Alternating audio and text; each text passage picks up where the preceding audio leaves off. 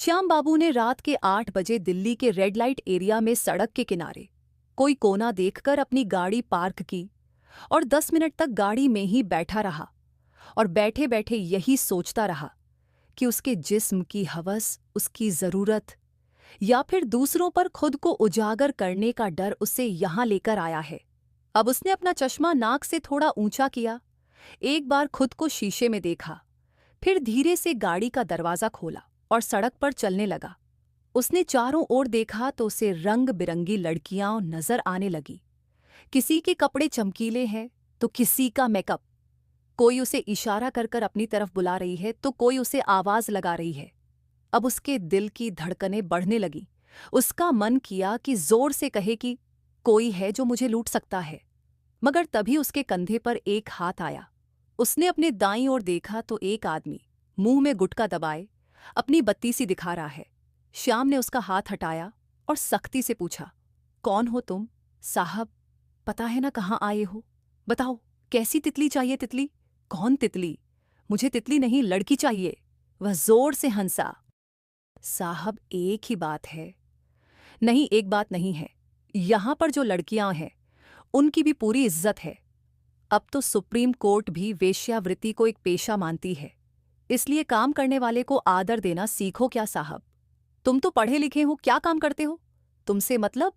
ठीक है, नहीं बताना तो मत बताओ, पर तुम्हारे लिए चांदनी सही रहेगी। कितने पैसे? 10,000।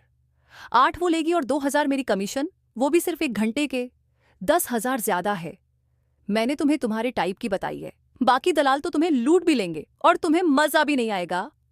ये कहकर वह जाने लगा तो श्याम ने उसे रोकते हुए कहा, ठीक है, ऑनलाइन ले लो। उसने पैसे ट्रांसफर कर दिए और थोड़ी देर में वे दोनों चांदनी के कमरे के बाहर पहुंच गए। उसने देखा कमरा पहले फ्लोर पर है, आसपास ताला लगा हुआ है, फ्लोर के दोनों ओर सीढ़ियां हैं।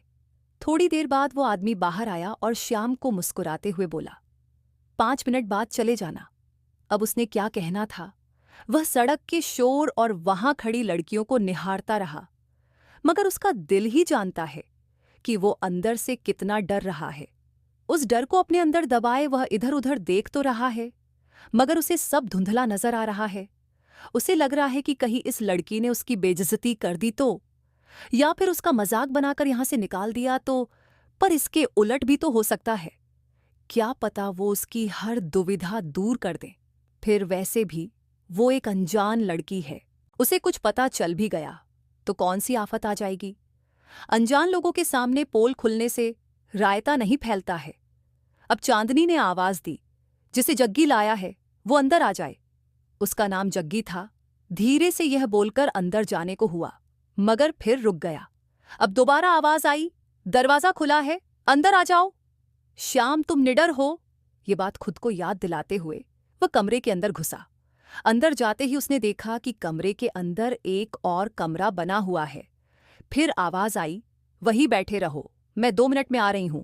श्याम वहीं बिछे पलंग पर बैठ गया। उसका गला सूखने लगा। इतने में चांदनी वहां आ गई और उसे गौर से देखने लगी। श्याम को ध्यान से देखते हुए उसने कहा, पानी उधर रखा है। श्याम ने सामने मेज पर रखी पानी की बोतल को उठाया और एक ही बारी में आधी बोतल खाली कर दी। थैंक्स। अब उसने चांदनी को गौर से देखा। सांवला रंग, स्कर्ट के साथ ब्लाउज पहना हुआ है, हल्का मेकअप, बालों में छोटी गूंथी हुई है। वह भी उसे गौर से देख रही है। अब उसने पूछा, ये आसपास के कमरे खाली क्यों है? क्यों वहां जाना है? उसने जवाब नहीं दिया तो वह ही बोल पड़ी, जो लड़कियां वहां रहती थीं वे सब मुंबई चली गई। वहां काम का ज्यादा स्कोप है। तुम नहीं गई? मुंबई? तू यहां जो करने आया है वो कर और निकल। वैसे जग्गी ने कितने पैसे लिए हैं? 2,000। तुम्हें तो 8 ही लेने हैं ना? ये जग्गी भी कमाल है। कहता है दूसरे बेवकूफ बनाएंगे और फिर खुद ही बेवकूफ बनाता है। 10,000 लूंगी। नहीं जमता तो निकल यहां से। नहीं, कोई बात नहीं, तुम्हें एक्सपीरियंस तो होगा ही। वह जोर से हंसी, लेकिन तू तो मुझे चोमू लग रहा है। करता क्या है? प्रोफेसर हूं। शादी हो गई? नहीं। उम्र? 33 का हुआ हूं। सेहत तो ठीक है, मगर शक्ल पर 40 से 42 की उम्र वाले 12 बजे हुए हैं। लगता है ज्यादा किताबें पढ़ ली। खैर, मुझे क्या। अब उसने दरवाज़ा बंद किया। फिर वह अपने कपड़े उतारने लगी। फिर बिना कपड़ों के बिस्तर पर लेट गई। श्याम ने बहुत सी अंग्रेजी पिक्चर देखी है, मगर आज पहली बार किसी लड़की को अपने जीवन में उसने नग्न अवस्था में देखा है। वह खड़ा हो गया। उसने अपनी पेंट पकड़ ली, फिर बाथरूम का पूछकर उसमें घुस गया। उसके माथे पर पसीना है। उसने अपने पूरे बदन को हाथ लगाया, फिर खुद को सांत्वना देते हुए बोला, सब ठीक है। अब बाहर आया और अपनी शर्ट के बटन खोलने लगा और चांदनी को देखते हुए बोला, चांदनी, मुझे सब आता है। मगर वह उसे अनसुना करते हुए उसे शर्ट के बटन खोलते हुए देख रही है। इतना टाइम बटन खोलने में लगा रहा है। अब उसने पैंट की जिप पर हाथ लगाया तो चांदनी बोली, ओह फ्रेशर जल्दी कर, टाइम नहीं है। फ्रेशर सुनकर श्याम बिदक गया और वहीं बिस्तर पर बैठ गया। तेरी प्रॉब्लम क्या है? अब वह भी उसके साथ बैठ गई। वह नजरें चुराने लगा। अब चांदनी ने उसे बिस्तर पर धक्का मारा और उस पर सवार हो गई। श्याम को लगा, अब वो पल आ गया है, ये चांदनी मेरे जज्बात समझती है। चांदनी ने उसकी पैंट की झिप खोली कि तभी दरवाजे अपर दस्तक हुई। कौन? वह चिल्लाई, इंस्पेक्टर जगदीश मलिक। इंस्पेक्टर का नाम सुनते ही उसने चांदनी को एक तरफ किया और जल्दी से शर्ट पहनी, जिप बंद की और चश्मा चेहरे पर ठीक करते हुए चांदनी से डरते हुए पूछने लगा, पुलिस की रेड पड़ गई है?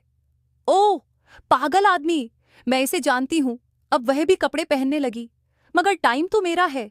कुछ काम होगा? तू अंदर कमरे में जा और हाँ, पहले पैसे ट्रांसफर कर। पर क्यों? तू पट्टू है, पीछे से भाग जाएगा। पर कुछ हुआ तो है नहीं। इसमें गलती किसकी है? जल्दी कर, वरना रेड पड़वा दूंगी। यह सही नहीं है। अब वह पैसे ट्रांसफर कर दूसरे कमरे में चला गया। अब चांदनी ने दरवाजा खोला। बिजी थी। इंस्पेक्टर के चेहरे पर मुस्कान है।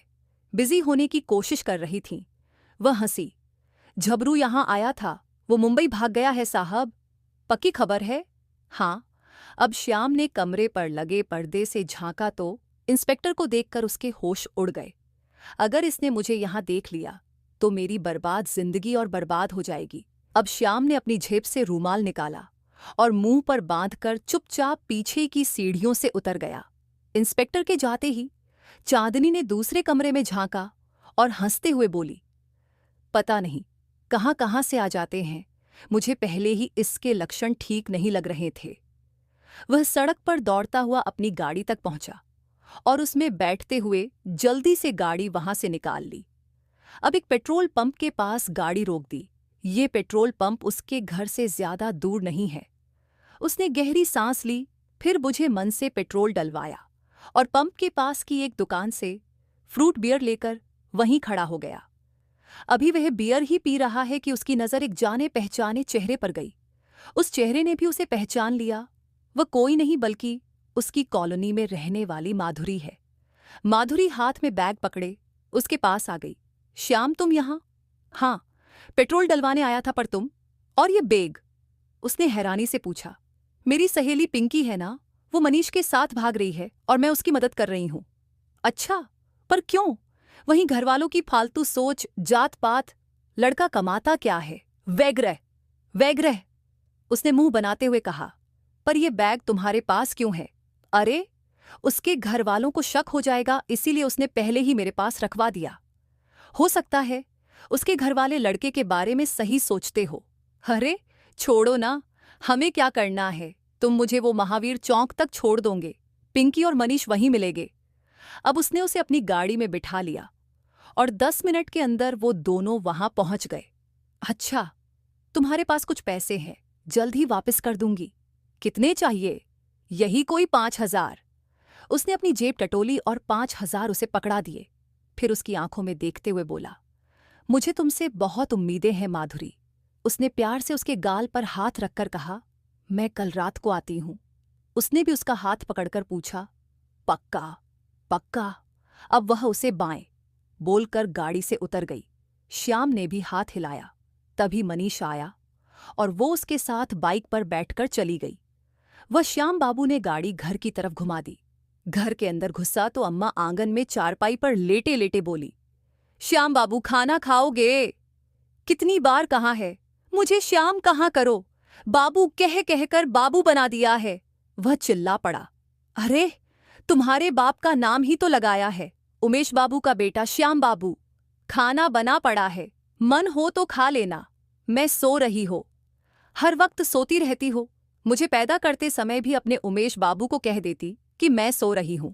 उसने खींचते हुए कहा, तुम्हारे बाबा तूफान मेल थे, रोके नहीं रोके थे। फिर मुझे क्यों जंग लगा पड़ा है? मतलब, सो जा दमयंती, सो जा। अब वह अपने कमरे में जाने के लिए सीढ़ियां चलने लगा।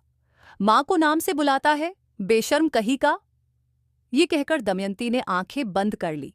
श्याम ने कपड़े बदलकर बिस्तर पर लेट गया और अब माधुरी के बारे में सोचने लगा। उसके ख्यालों में उसका चेहरा आने लगा। एक माधुरी है जो मुझे परम आनंद दे सकती है। उसने मुस्कुराते हुए आंख बंद कर ली। करीब आधी रात को उसके फोन की घंटी बजी। माधुरी का नंबर देखकर वह चौंका। उसने अपना चश्मा पहना और फोन उठा लिया। माधुरी, सब ठीक है? मैं तुम्हारे घर के नीचे खड़ी हूं, दरवाजा खोलो। क्या? वह उठकर बैठ गया। तुम तो कल आने वाली थी। आज आ गई हूं, जल्दी आओ वरना वापस चली जाऊंगी। नहीं नहीं, मैं आता हूं। माधुरी आ गई, मेरी माधुरी आ गई।